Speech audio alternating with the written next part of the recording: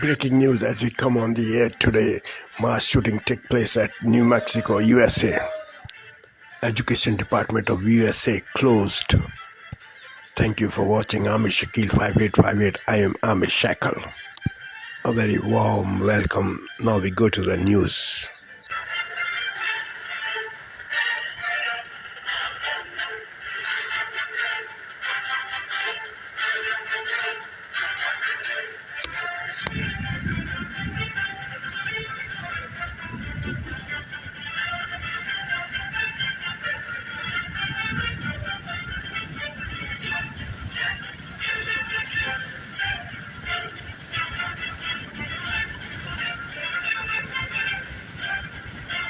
This is NBC Nightly News with Jose Diaz Balart.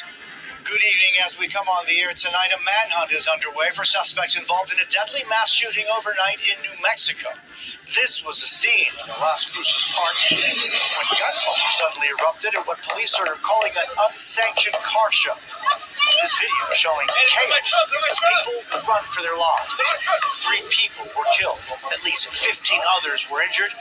And tonight, there are growing concerns about why it happened in the first place. Our Camila Bernal starts us off with the latest on the investigation. There was chaos and panic.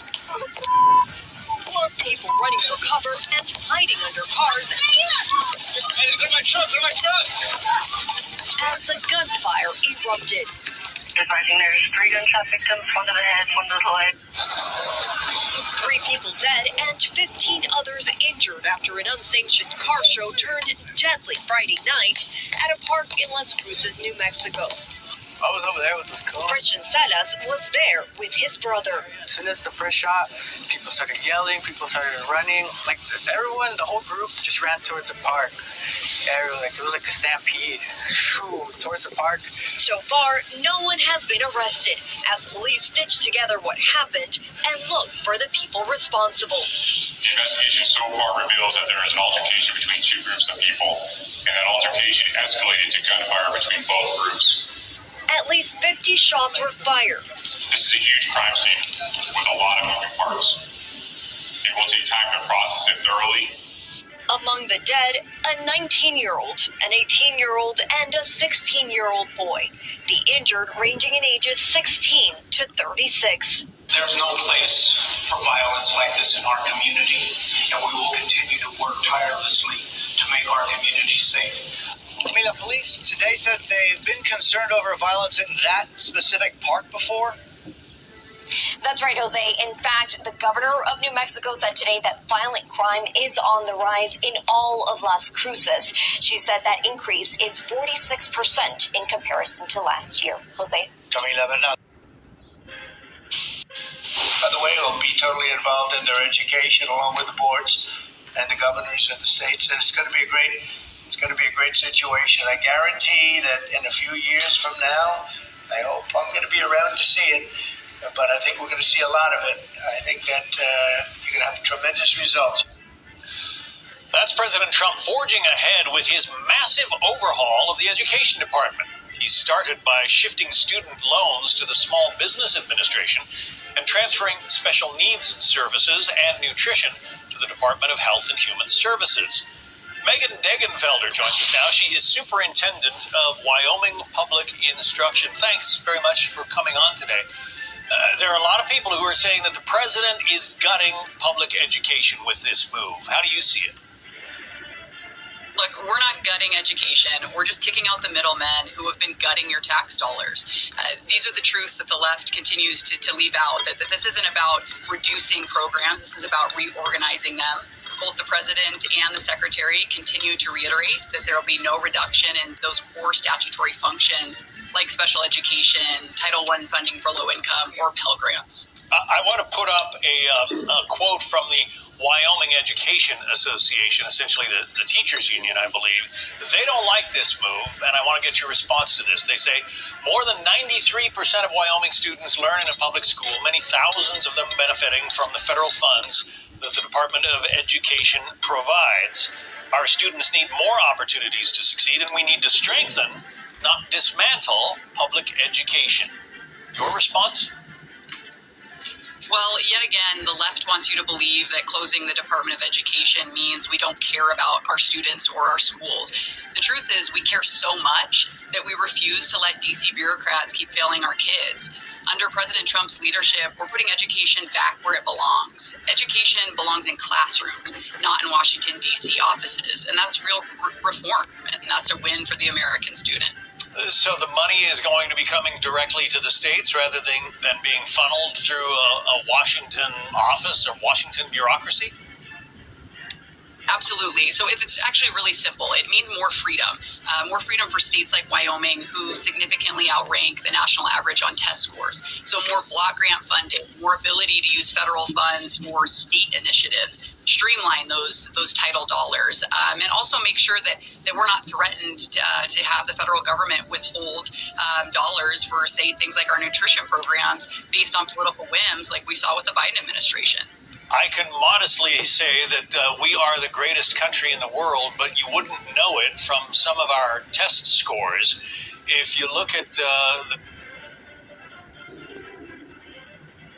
Tonight, several developing stories as we come on the air, including a mass shooting at a car rally, 3 dead and more than a dozen injured, and the growing wildfire danger, red flag warnings for 25 million Americans across 10 states. First, the chaotic scene in New Mexico, people running for cover as shots are fired during an unsanctioned car rally.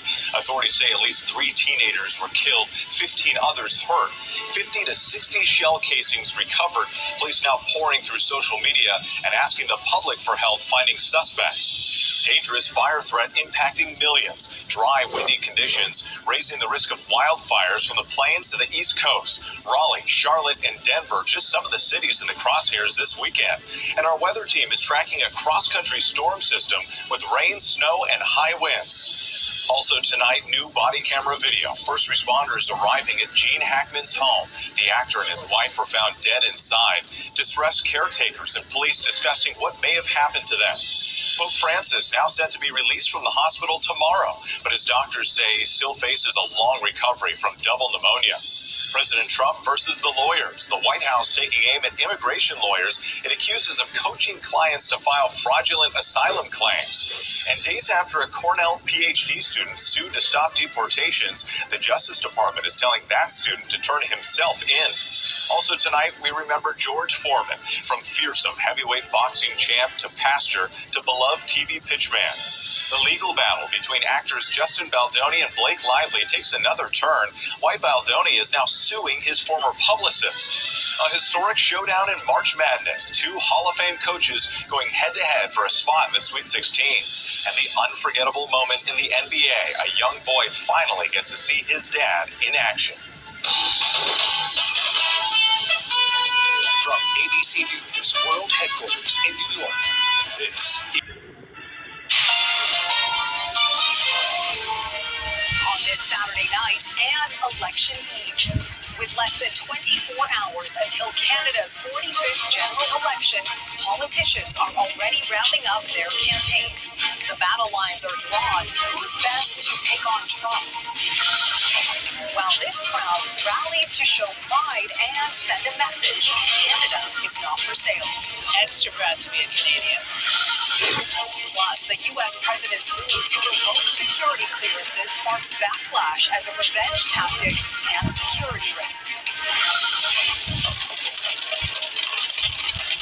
Hundreds are arrested as anti-government protests intensify in Turkey. Boxing legend George Foreman dies at 76, remembering his iconic legacy and influence on sports.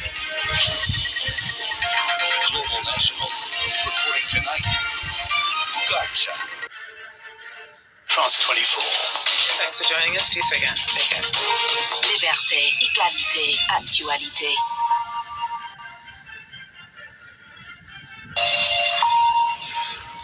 Good morning to you all. Welcome to Daybreak on France 24. My name's Peter O'Brien. Let's take a look at today's headlines. Mass protests continue in Turkey after the arrest of the mayor of Istanbul, the key opposition figure Ekrem İmamoğlu. Israel launches strikes across Lebanon in response to rocket fire. the ceasefire there wavering after Israel's return to a full-blown offensive in Gaza. And young girls are sold into marriage in Pakistan to shore up the fortunes of families hit by climate disaster. France 24 reports on the monsoon brides.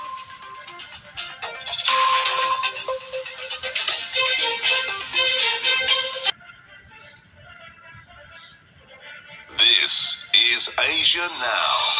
Hi, good afternoon. It is noon in Singapore and Hong Kong, 9:30 a.m. in New Delhi, 11 o'clock in Jakarta. I'm Yasmin Yonkers. At this hour, Israel launches a second wave of airstrikes against dozens of Hezbollah targets in Lebanon in retaliation for a rocket attack. It is the heaviest cross-border exchange of fire since November's truce. South Korea declares a state of emergency with evacuations ordered in the south after being hit by multiple forest fires. At least 4 are dead and hundreds more displaced. And Pope Francis given the green light for discharge after more than 5 weeks in hospital. He's set to make a long-awaited appearance today before returning to the Vatican.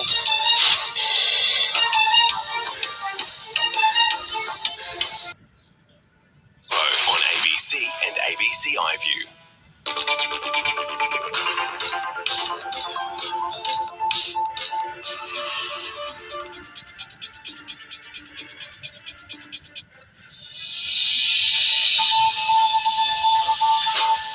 Today, further energy bill relief promised by both sides of politics in a pre-election pitch.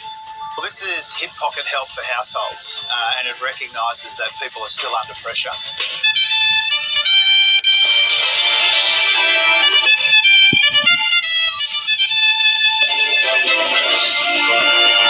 Israel strikes southern Lebanon in response to rocket fire for the first time since the November ceasefire.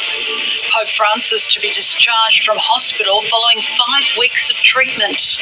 And Aussie driver Oscar Piastri to start in pole position in the Chinese F1 Grand Prix.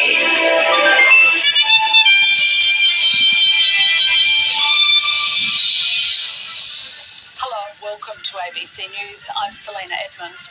The federal government will extend power bill. Africa News. The news. In rural Zimbabwe, electric tricycles are providing women with an opportunity to transform their lives. Once excluded from financial decisions, women are now becoming breadwinners, running businesses and gaining respect in their communities. These tricycles are empowering women in a deeply patriarchal society. My husband now relies on me to cover most household expenses, from groceries, including school fees for our children, and buying furniture. Before, I couldn't do it, but thanks to this tricycle, I can now also chip in and help. These solar-powered tricycles, called Humber, are revolutionising rural Zimbabwe by providing affordable transportation in areas where cars can't go. We are providing rural communities with affordable transport solutions, especially to women. Most of the women spend countless hours trying to reach the markets, the hospitals, and also water sources. So, as the planet grapples with the growing threat of climate change, an emerging industry is looking to the oceans for solutions. Oceans naturally regulate Earth's climate by absorbing heat and carbon, and now some companies and academic groups are experimenting with ways to enhance that power to fight global warming. By introducing minerals, seaweed, or even sinking organic materials into the sea, these efforts aim to lock away carbon dioxide for centuries.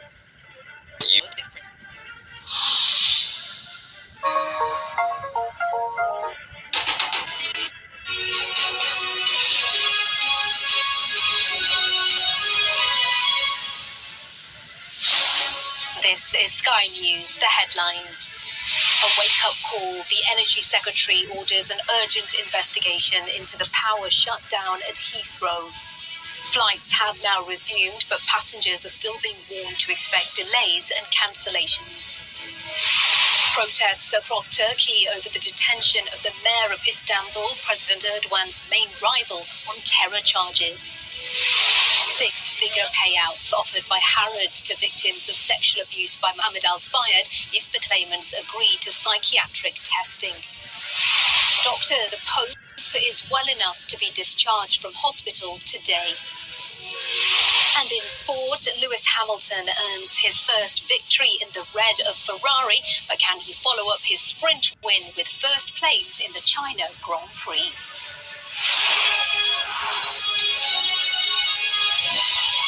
Good morning, welcome to the programme. The energy...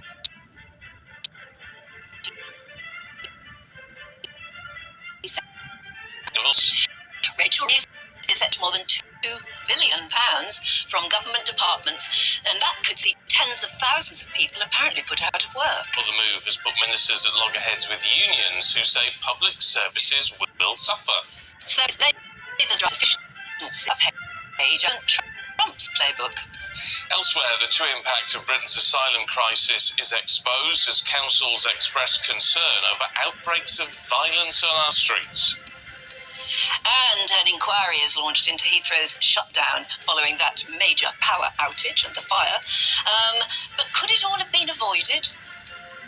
Work and Pension Secretary Liz Kendall overhauls the welfare system. As we know, we've sent our reporter Anna Riley to Leeds to find out how the cuts could affect you. Pope Francis is set to be discharged from hospital today after battling with double pneumonia for 5 weeks.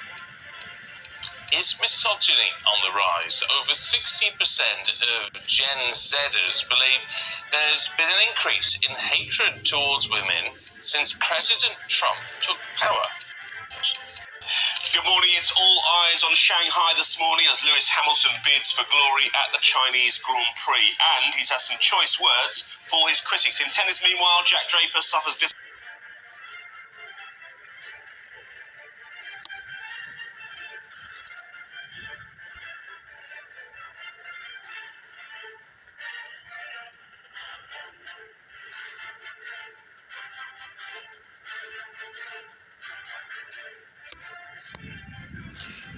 Thank you very much for giving time to Amir Shekel 5858. I am Amir Shekel.